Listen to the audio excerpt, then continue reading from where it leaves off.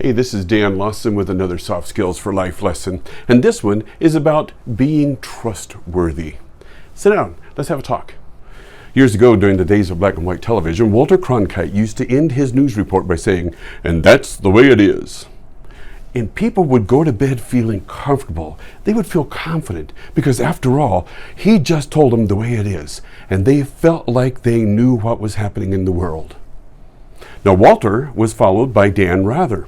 And when Dan Rather would sign off on his news report, he would say, "And that's a look at our world tonight."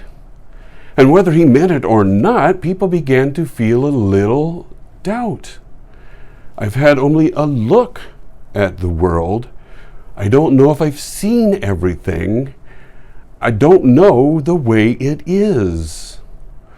Follow that by the hit TV show The X-Files, where their tagline was, "The truth is out there, and you got to go find it."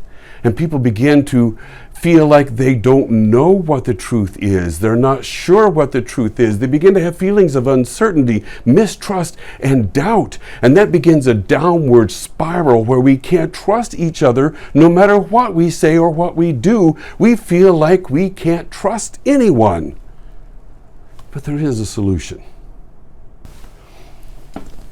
Years ago, when I first started doing inspirational speaking, a wise mentor once told me, "Don't ever worry about the size of the audience, because the people that are there have come to receive something from you. They've come to learn something. They've come to hear something, and it's your job to give it to them, whether they're 2, 10, or 1,000.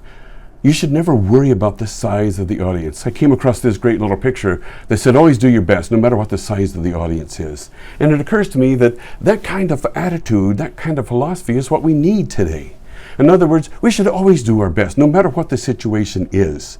When you stop to think about how many people are depending on you, then you realize how important it is for you to become that trustworthy person that always delivers, no matter what. That trustworthy employee, that trustworthy husband or wife, that trustworthy partner, that trustworthy spouse, that trustworthy parent, that trustworthy member of the community. Because when you stop to think about how many people are counting on you, then you should be more motivated to be the kind of trustworthy person they can count on. And furthermore, the more you become trustworthy, the more you begin to trust each other. You begin to trust other people at their word too.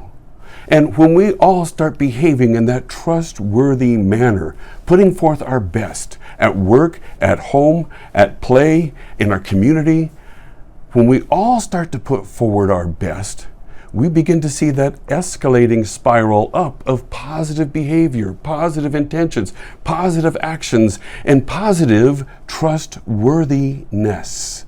This has been Dan Lawson with Soft Skills for Life lessons. If you like this, send me a message and we'll talk.